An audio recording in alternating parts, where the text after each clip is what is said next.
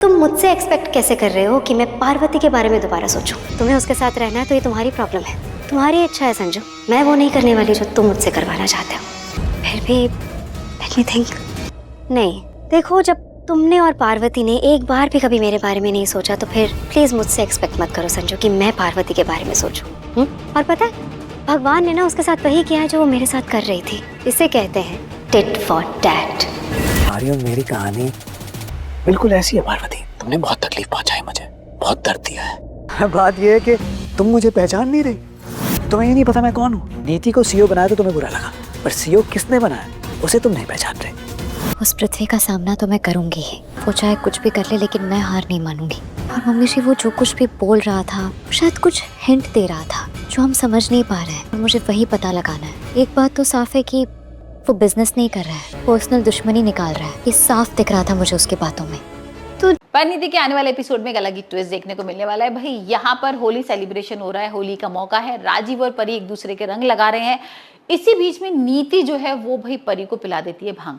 अब भाई इसी बात का फायदा उठा लेती है नीति, और नीति को लगता है कि अब ये भांग वांग पिएगी तो नाटक करेगी, सच बताएगी कि ये परी है और खुलासा करने वाली होगी, लेकिन ऐसा कुछ भी नहीं होता है। हाल फिलहाल तो वो राजीव के संग एक रोमांटिक सा डांस कर रही है, उसके संग टाइम स्पेंड कर रही है, उसके गले वगैरह मिलके रो रही है और बोल रही है कि भाई देखो, तुम्हारे से 1 साल हो गया मुझे दूर रहे और मुझे तुम्हारी बहुत याद आती है राजीव, मैं बहुत तुम्हें मिस करती हूँ और मैं ही तुम्हारी परी हूँ। अब यही सुन के ना राजीव को बड़ा खुश होता है, उसको लगता है कि चलो एट लास्ट परी ने मुझे सच तो बताया कि वो उसकी परी है।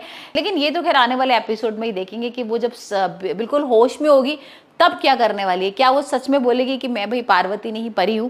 खैर अभी तो यहाँ पर हम देख रहे हैं कि ये सारी चीजें ना पृथ्वी देख रहा होता है दूर से खड़े होकर, और पृथ्वी को बहुत बुरा लग रहा है कि ये दोनों कैसे एक दूसरे के संग टाइम स्पेंड कर रहे हैं, एक दूसरे के गले मिल रहे हैं, क्योंकि कहीं ना कहीं पृथ्वी भाई कनेक्शन है अंबिका से। अभी तक ये क्लियर नहीं हुआ है कि क्या सच में यहाँ पर जो पार्वती उसकी बेटी थी अंबिका की, उसका हस्बैंड था या उसका लवर था, क्या कनेक्शन था, या अभी वाली परी से कोई कनेक्शन है।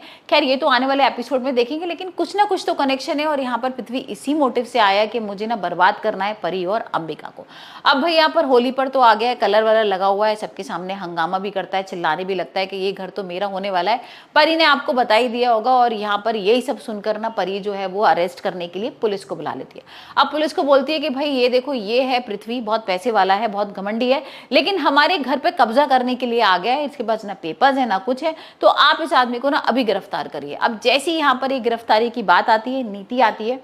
नीति यहाँ पर रोक लेती है और कहती है ऐसे कैसे आप इनको गिरफ्तार कर सकते हो, ये तो हमारे गेस्ट हैं और गेस्ट के संग ऐसे थोड़ा ना किया जाता है। अब यहाँ पर जैसे ही सबको पता लगता है कि भाई नीति तो इसकी तरफ है, इसकी तरफदारी ले रही है, तो यहाँ पर सब लोग गुस्सा हो जाते हैं, और स्पेशली राजीव उस पर भड़क भी जाता है और बोलता है कि नीति तुम्हारी हिम्मत कैसी होगी इसका साथ देने की, तुम्हें पता है ना इसने हम लोग को बर्बाद कर दिया है, हमारा घर छीनना चाहता है और तुम उसी का साथ दे रही हो। यहाँ पर नीति अभी कुछ भी क्लियर नहीं कर रही है, लेकिन हाँ कहीं ना कहीं उसने ओपन चैलेंज कर दिया है अंबिका और परी को कि देखो पृथ्वी मेरे साथ है और मैं अब तुम्हें बर्बाद करने के लिए कुछ भी कर सकती हूँ। तो अब देखते हैं परी और अंबिका किस तरीके से इस सिचुएशन से निकलेंगे और यहाँ पर नीति को देंगे अच्छी वाली मात।